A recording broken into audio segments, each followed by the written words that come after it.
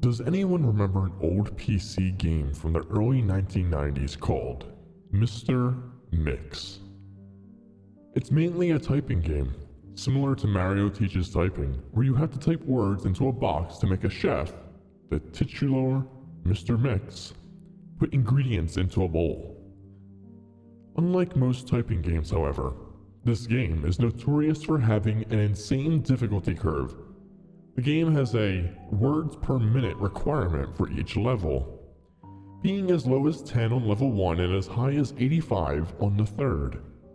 By level 5, the requirement reaches over 500, effectively making it impossible to proceed any further. One of the main things that people had noticed about this game immediately was the background music. The music on the first level was an unsettling pattern of growls that got progressively louder as the level went on, often causing damage to early computer speakers that were not designed to handle extremely high volumes of sound. The second level had no music at all, and the third had what sounded like an extremely low-quality recording of a hairdryer blaying in the background. The remaining 2 levels had an extremely loud, high-pitched ringing throughout the level that caused severe ear damage to those who managed to get that far. Another rather disturbing aspect of the game was the design of Mr. Mix himself. He was a large, round-faced, overweight man with large, beady eyes and red spots on his cheeks. Most children who played the game reported having vivid nightmares of Mr. Mix, speaking to them in a quiet, raspy voice and threatening them to keep quiet about something. However, none of them could remember exactly what that thing was. One psychiatrist who saw many of these children reporting being disturbed by the sheer amount of terror on the faces of the children as they recounted the details of the nightmare. Many of the children broke down into tears in the process, begging for their parents to save them. However, no direct relationship to the game itself could be determined by these few cases, as not all children suffered the same adverse effects. For obvious reasons, this game did not sell very well. It remained in relative obscurity until a few years ago, when PC hackers got hold of a ROM of the game and started digging through it. Using memory hacking software, they managed to crack the game's code and bypass the impossible 5th level.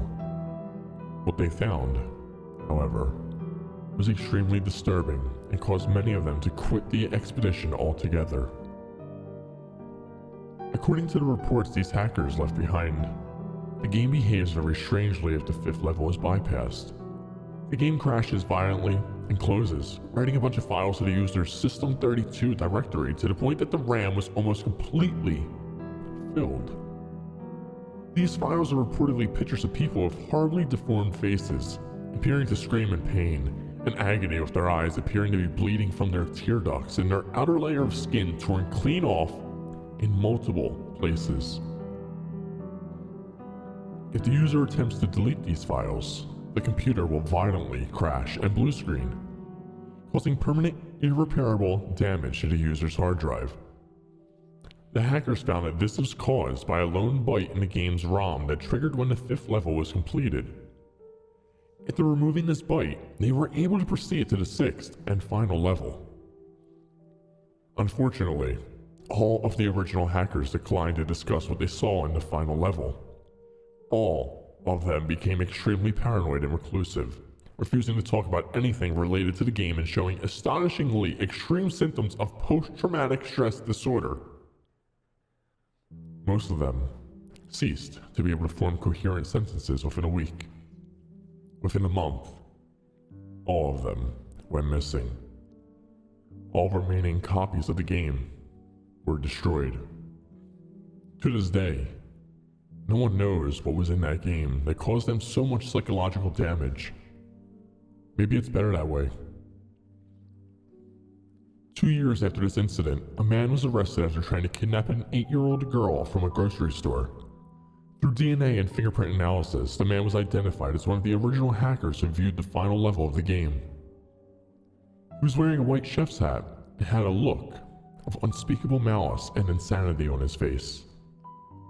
When interrogated, the man would only say one thing: "I'm Mr. Mix."